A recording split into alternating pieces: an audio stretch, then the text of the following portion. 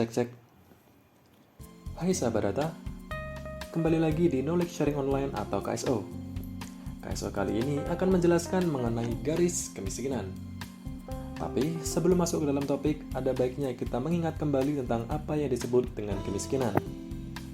Kemiskinan adalah kondisi di mana seseorang atau keluarga kekurangan sumber daya keuangan dan kebutuhan pokok untuk memenuhi standar hidup minimum. Kemiskinan juga diartikan sebagai tingkat pendapatan seseorang atau keluarga dari pekerjaan yang sangat rendah, sehingga kebutuhan dasar manusia tidak dapat dipenuhi. Seseorang atau keluarga yang dilanda kemiskinan mungkin hidup tanpa perumahan yang layak, air bersih, makanan sehat, serta perhatian medis. Untuk mengukur kemiskinan, BPS menggunakan konsep kemampuan memenuhi kebutuhan dasar atau Basic Needs Approach. Konsep ini mengacu pada Handbook on Poverty and Inequality yang diterbitkan oleh World Bank. Dengan pendekatan ini, kemiskinan dipandang sebagai ketidakmampuan dari sisi ekonomi untuk memenuhi kebutuhan dasar, baik makanan maupun non-makanan, yang diukur dari sisi pengeluaran.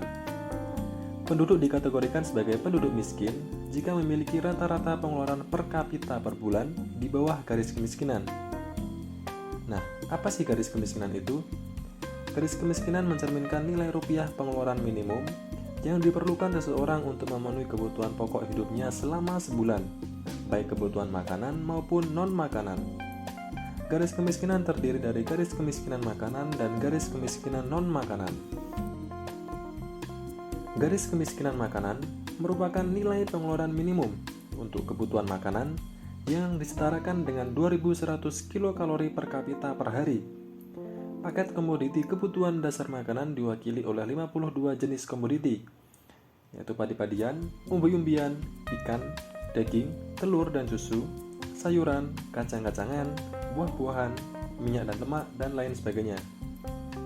Sedangkan garis kemiskinan non-makanan merupakan nilai pengeluaran minimum untuk kebutuhan non-makanan berupa perumahan, sandang, pendidikan, dan kesehatan.